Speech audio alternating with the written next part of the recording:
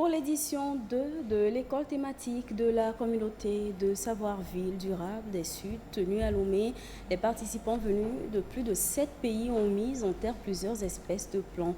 Des livres ont également été offerts. Yataratem.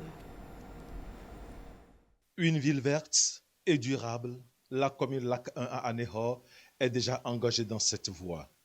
Aux côtés des autorités locales, étudiants, enseignants et chercheurs, tous de la deuxième école thématique de Lomé sur les villes durables dans les Suds. Ils mettent en terre divers plans sur cet espace de 2 hectares, des fruitiers et bien d'autres espèces.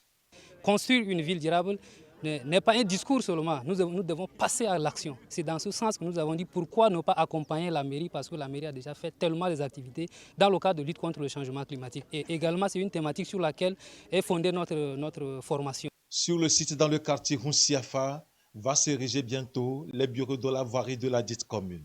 Cette action du Servida d'Ounedan et de l'URD répond à la politique du gouvernement, celle de planter 1 milliard d'arbres d'ici à 2030, politique soutenue par les architectes du Togo. Aujourd'hui, nous avons mué vers une architecture complètement durable.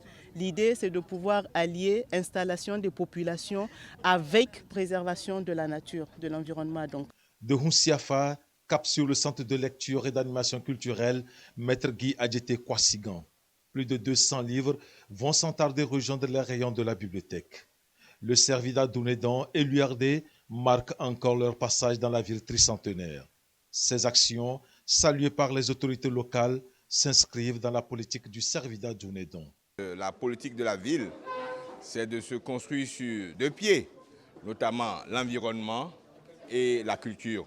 Et donc, ils nous ont aidés à faire un esprit sain dans un corps sain.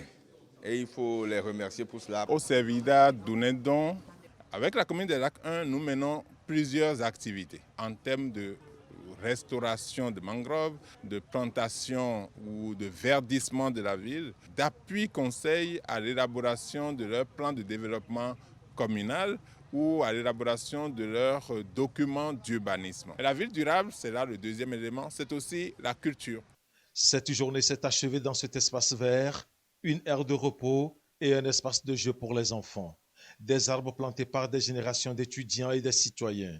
Un espace qui rime avec l'esprit de la ville de demain, une ville durable, agile et inclusive.